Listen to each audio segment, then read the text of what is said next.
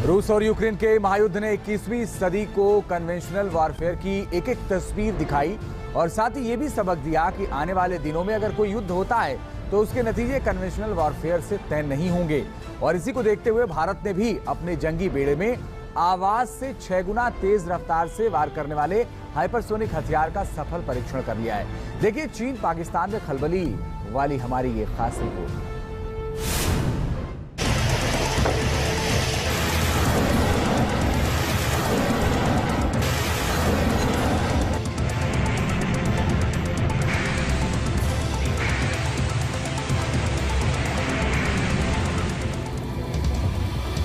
Ukraine के खिलाफ जंग में रूस ने किंजल समेत कई खतरनाक हाइपरसोनिक हथियारों से बारूदी बारिश की और अब भारत के जंगी बेड़े में भी दुश्मन को नेस्तनाबूद करने वाले ऐसे विध्वंसक हथियार शामिल हो गए। आ गया हिंद का हाइपरसोनिक हथियार, चीन पाकिस्तान की कर देगा हालत खराब।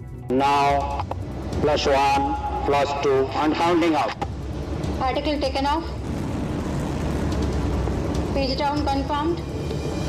7,500 किलोमीटर की रफ्तार से करेगा दुश्मन पर प्रहार। ड्रैगन लैंड में ये मचा देगा कोहराम। चीन पाकिस्तान जैसे दुश्मनों पर कुछ इस कदर कहर बनकर टूटेगा भारत का ये नया हाइपरसोनिक हथियार। ये सेकंडों में न सिर्फ ड्रैगन लैंड में तबाही मचा देगा बल्कि इसका एक एक प्रहार दुश्मन देश में खलबली मचा देगा।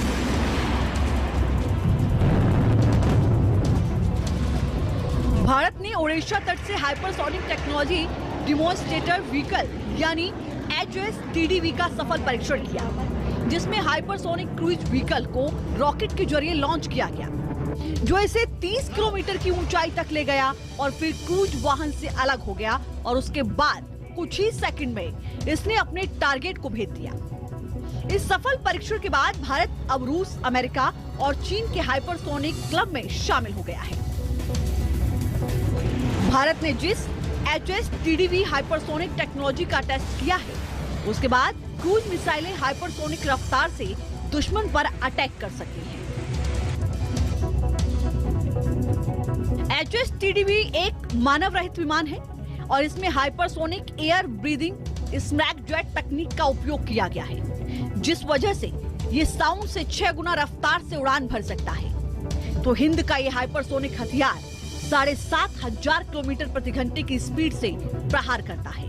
वैसे तो अभी ही इसकी गति इतनी तेज है कि इसे ट्रैक करके मार गिराना आसान नहीं होगा और अगर इसमें पारंपरिक या परमाणु हथियार लगाकर दागते हैं तो पाकिस्तान में हमला कुछ ही सेकंड में हो जाएगा। तो बीजिंग में भी ये सेकंडों में बारूदी बारिश कर जिनपिंग की नींद उड़ा देगा। लेकिन बावजूद भविष्य में इसकी स्पीड को 12,000 किलोमीटर प्रति घंटे तक पहुंचाने का टारगेट है। दुनिया में तेजी से बढ़ते वॉर चैलेंज को टक्कर देने और दुश्मन के इरादों को चूर करने के लिए हिंदुस्तान वेपन फील्ड में खुद को तेजी से आत्मनिर्भर बना रहा है और रक्षा मंत्री राजनाथ सिंह ने पीएम मोदी के आत्मनिर्भर भारत के विजन को साकार करने की दिशा में एक ऐतिहासिक उपलब्धि पर DRDO और इससे जुड़े वैज्ञानिकों को बधाई दी है। आपको बता दें कि DRDO ने साल 2010 की शुरुआत में ही हाइपरसोनिक टेक्नोलॉजी डेमोन्स्ट्रेटर व्हीकल के इंजन पर काम करना शुरू कर दिया था और 2019 में पहली बार HSTDV का टेस्ट किया गया था। लेकिन अब ये हाइपरसोनिक हथियार दुश्मन पर कहर बनकर टूटने के लिए तैयार हो गया है। सवाल ये उठता है कि हाइपरसोनिक मिसाइल या विमान की जरूरत क्यों पड़ रही है। इसकी वजह है रूस और अमेरिका। रूस के पास दुनिया के कई बेहद डेंजरस हाइपरसोनिक मिसाइलें मौजूद हैं, तो अमेरिका भी पिछले कुछ सालों से लगातार हाइपरसोनिक मिसाइल और विमान बना रहा है।